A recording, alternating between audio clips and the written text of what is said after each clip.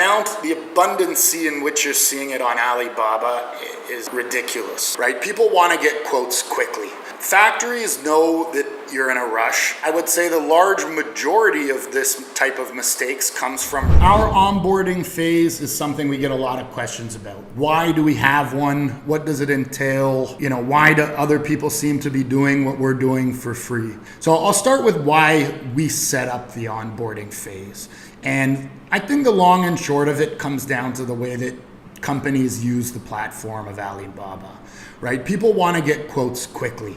They want to see what their prices cost, whether they're using that to secure funding for future purchase orders, using those numbers to create financial pitch decks to raise investment, setting up a Kickstarter or another crowdfunding platform campaign. There's a lot of things people want it now. We needed it yesterday. And so factories, I think, are quite in tune with that. If you put out an RFQ, a request for quote, for your product, you can be getting tens, if not 100 quotes quite quickly, right? Within a few days, a week, or maybe 2 weeks. But those numbers just aren't that reliable, right? Factories know that you're in a rush and they're trying to get you something that they can close you with, that they can land your business with.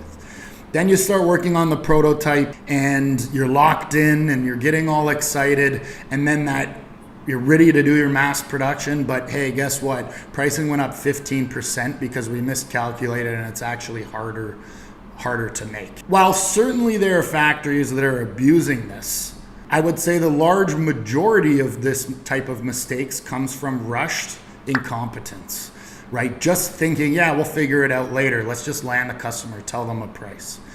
And that's just something that I can't stand for, right? I can't be the CEO of a company that sends quotes that are changing in 3 days after the business has been landed. Now, the fact is, we're in a huge shortage supply, worldwide supply chain issues.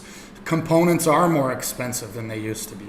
Shipping is absurdly more expensive than it used to be. Things change, right? Labor price in China is going up. The need for China to manufacture really low cost, low quality goods is not as high, right? And the supply is matching that too, right? A lot of those types of products are getting made elsewhere. So while certainly there is some truth to fluctuations in price, the abundancy in which you're seeing it on Alibaba is ridiculous. And I think that people aren't putting enough work, respecting it enough, and giving enough credence to the fact that quoting something takes time, right? When you have a final finished product, what is that product from? Different components that were probably manufactured in different factories, and you're gonna have stuff all the way down to raw materials, right? There's so many factors in what the final end cost of a product is, and it can't be rushed. Right? People will overcommit and underdeliver. Clients just don't really know what it goes into quoting something properly, and that's fine. But they're immediately pleased, satisfied by hundreds of quotes from Alibaba. Just don't lean on those. It's okay, be curious, test out the factories, see what different prices, but don't lean on those to build your entire livelihood, to build out your business. It takes time. Right? Like I was trying to say, we want to undercommit and over-deliver.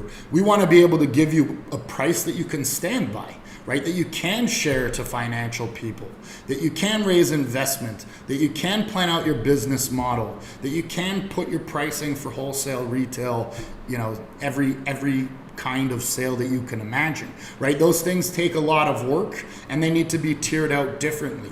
And you need to take that process very seriously. So when we onboard a new client, we do that. We want to take 30 days to understand every square millimeter of your product, every single little detail, understand the ins and outs of the product, where there could be problems, right? Have our engineers go over to find out if your files are actually ready to rumble, or if you're going to need to do more work on them in development, right? Don't get rushed into making decisions by antsy factories, right? Preferably you're working with us and we take 30 days to onboard you properly. But if you're working elsewhere, take your time, ask all the questions. If your factory or your supplier is not answering your questions, they're probably not the right people to work with. Take your time and be patient. And really that's what it boiled down for us for onboarding. We want to take our time. We want to learn not just about the product, but about our customer, about the goal of the product and the goal of the overarching business, right? Lots of those questions need to be answered early on. And in having this onboarding phase, it allows us to do that. Hope to see you soon. Peace.